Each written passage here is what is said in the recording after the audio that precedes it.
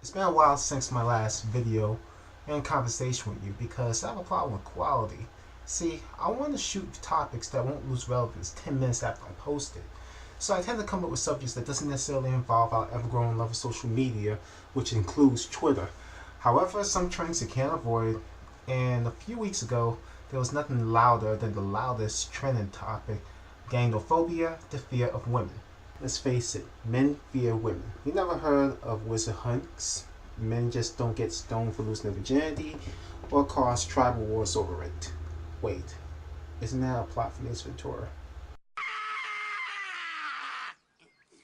What's that he's saying? Well, I think he's saying she's not a virgin. They can tell that. For centuries, no matter how bad things are, women tend to get the worst end of it. But when black people have it bad, black women gets it far worse than white women. Think about it this way. A white man by default has more power than a white woman. Yeah, a white woman has more power than a black man.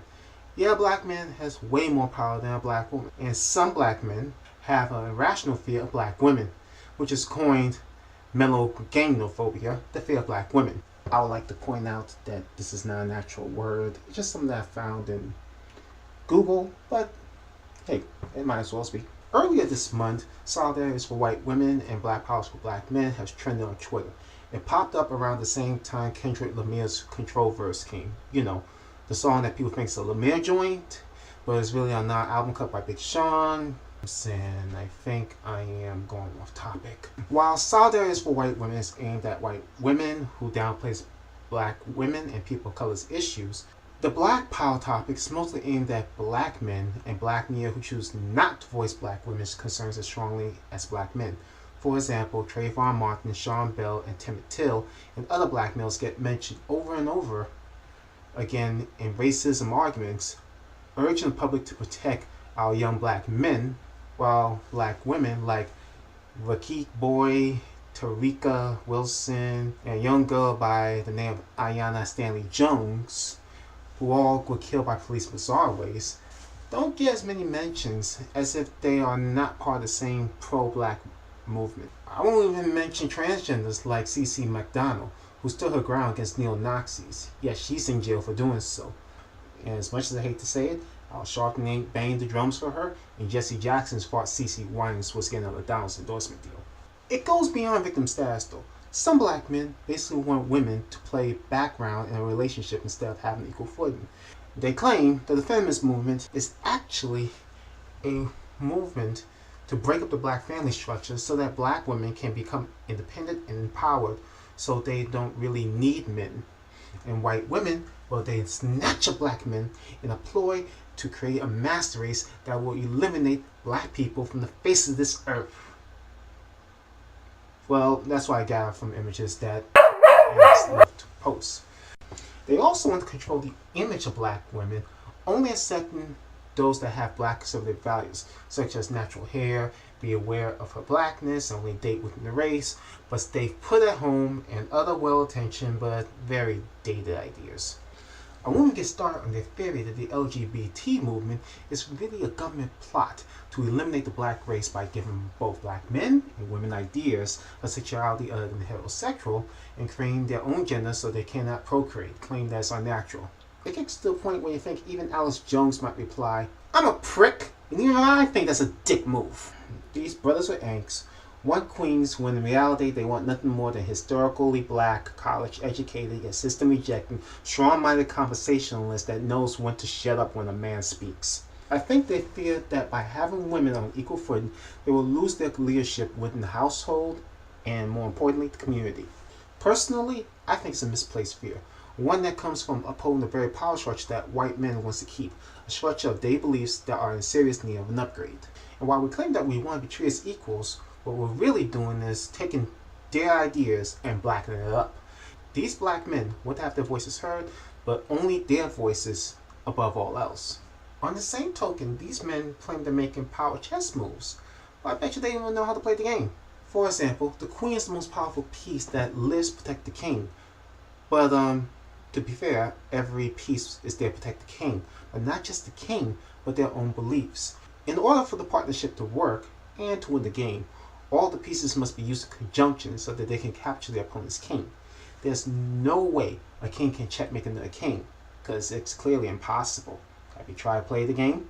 But the way these men talk and act, they think that having a family and a strong community is like checkers, where they eliminate everyone by creating three kings. I believe that a true leader must recognize his own strengths and weaknesses, and there lies the problem, our antiquated visions of manhood. I believe that black women, well, actually any woman in general, no matter the color, has the right to pursue happiness just as much as any man. And while there are several experiences you cannot experience unless you have a partner, you can't expect your ideal partner to always blindly obey your every wish. That is, unless you think this is a dream of Genie and you want her to call you master all the freaking time. But don't get it twisted. I'm not saying that all relationships have to have two powerful and demanding leaders. That's actually too much power and cannot work in some situations. If a woman chooses to play the background and let the man be the king, then that's a different story. But when you want all black women to play spectator to your so-called adventurous life, then that's why your ship has big ass holes. And the very women you need to help you plug the ship's holes are swimming to an island to build their own ship. If you are offended by the feminist movement and feel that your manhood is threatened, then it's time to stop trying to blame feminists and start redefining manhood, because feminists is basically putting a woman on equal standards with a man. That's clearly about it. And that can be helpful in a lot of cases. Like, for example, if a married woman with kids suddenly finds herself without a husband because of his death, she shouldn't have to go through legal troubles of proving her husband's death just to clear some debts she's not responsible for because she then co-signed them. Black manhood, basically manhood in general, shouldn't be about data systems and benefits that no longer fix present day circumstances or wholly benefits one gender, making it tough for others. Black women have long earned their right to her own leadership and literally her own ship, because she needs to know that we got her back like she always have ours.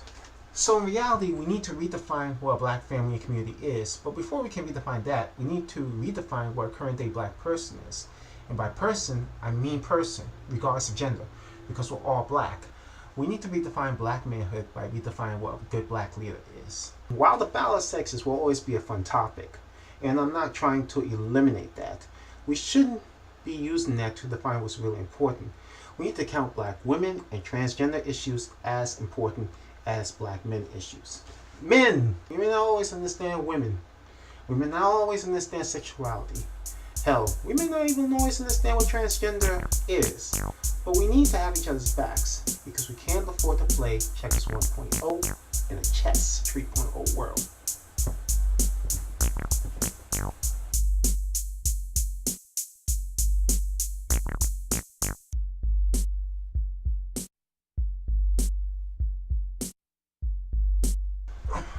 You wanna know what's ironic?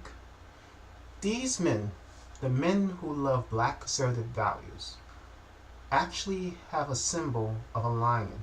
Little do they realize that nature isn't always as they picture. I mean, the male lion loves to have sex, no matter if it's male or female.